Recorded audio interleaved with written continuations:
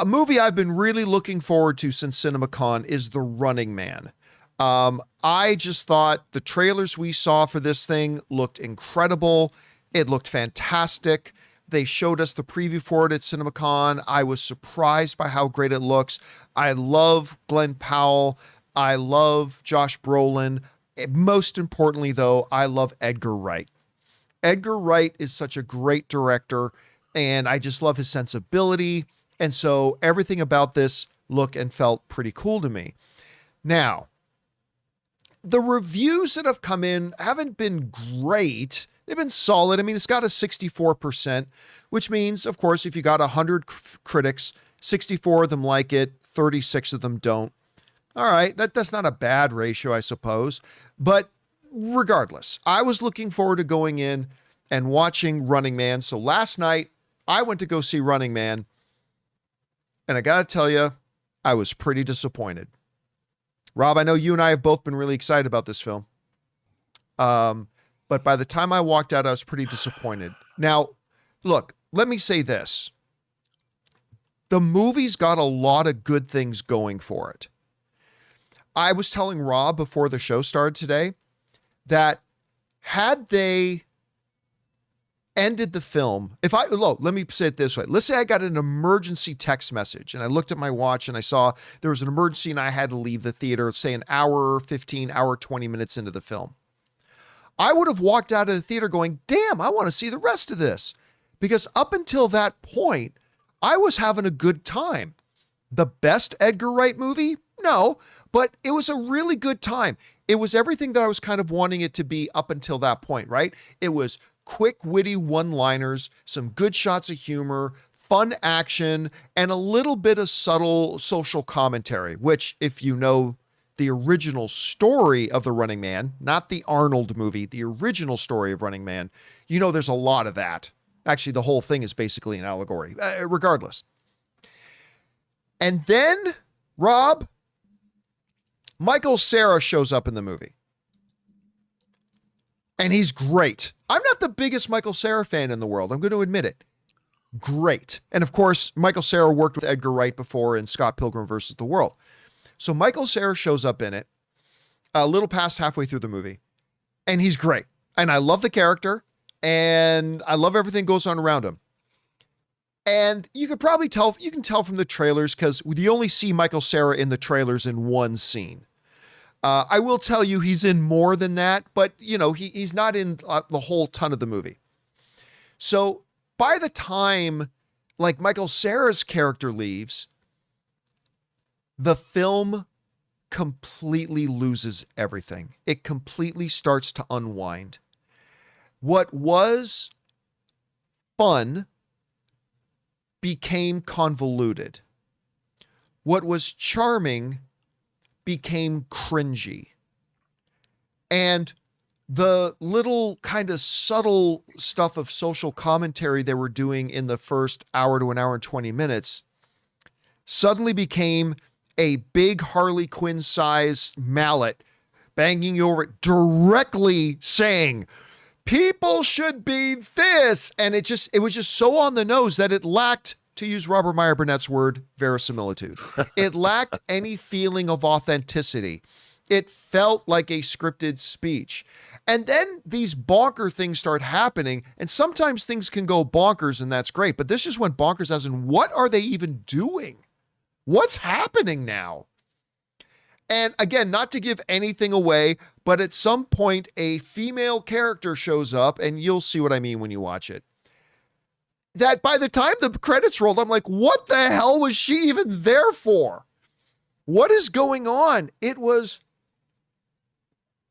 Rob, I'm telling you, it's a movie that had a little bit of split personality disorder because, again, the first hour 15, hour 20 minutes, maybe even like up to an hour and 30, because the movie's like 2 hours and 10 minutes long, maybe even up to an hour and 30.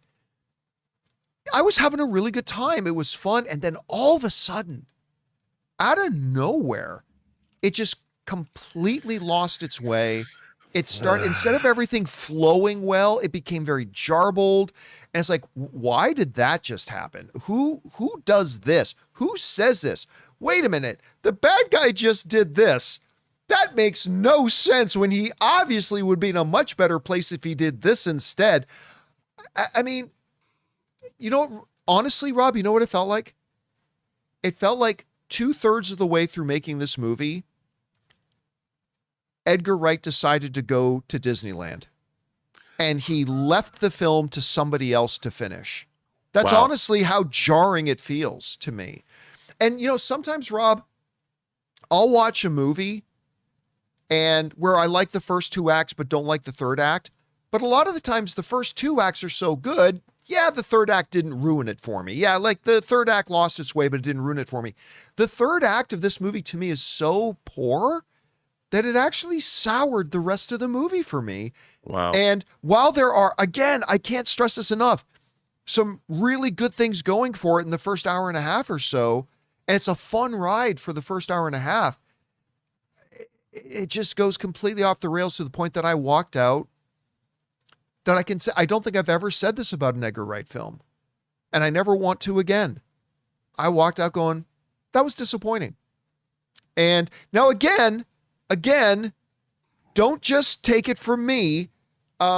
Keep in mind, this movie still has a 64%, which means the majority of the critics who've seen it like it.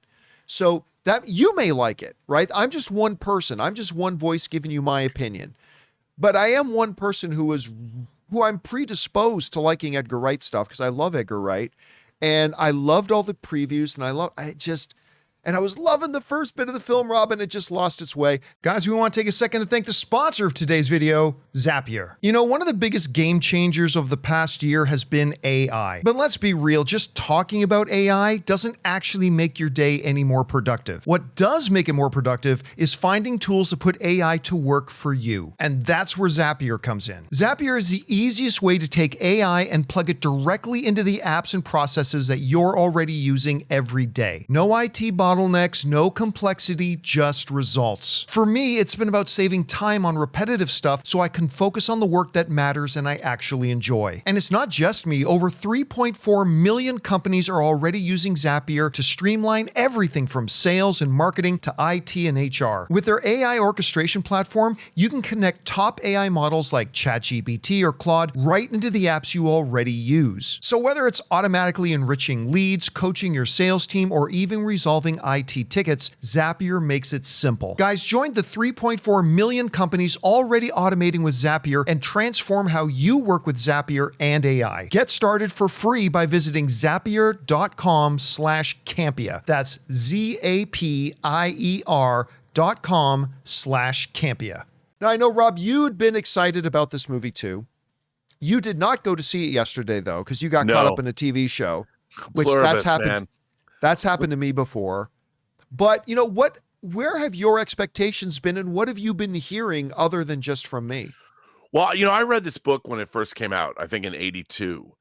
And it, the 1987 Running Man, believe it or not, was actually, it was not really based on the book. It was actually based on a French film and there was a plagiarism case that went on for 11 years, and they found it in favor of the director of the French film, that the original Running Man ripped off that other movie that was based on a 1958 Robert Sheckley short story.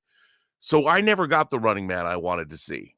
I wanted to see the book. So when I saw the trailer with you at CinemaCon, I'm like, oh my God, I'm so excited to see this. And Edgar Wright obviously is somebody that I know is an imagination connoisseur par excellence, like he is.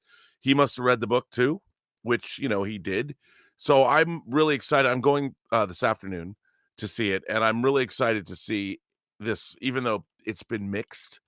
But I understand, because it's the thing about this book is there's a lot of elements from it that we've seen in a lot of other things.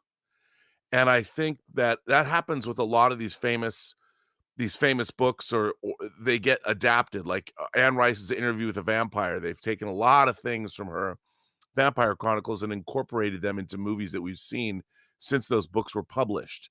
So, and obviously the actual ending of the book is incredibly problematic, and I'm not going to say why, but they have to change it. They couldn't, so they've changed that ending. But I mean, look, from what I've heard, this movie's beautifully produced. It's really lush. It's fun to watch. As you said, Glenn Powell's great in it. But I'm sorry to hear that it goes off the rails in the third act. But the third act was always, to me, going to be problematic because they couldn't end it the way they ended the book. And I'm curious to see how that goes. So Yeah, and listen, Glenn Powell is a superstar. Glenn Powell's a superstar. A lot of that stuff that I was talking about the first hour and a half or so that was really clicking and worked, a lot of that is carried on the charismatic shoulders of Glenn Powell and his natural charisma. And he's an action star, man. I mean, really, the problem with the film certainly wasn't him.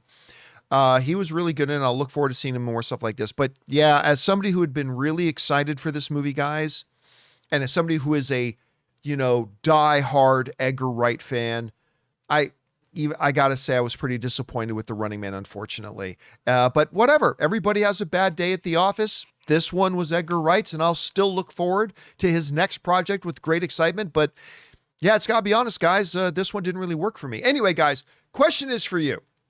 What do you think about this?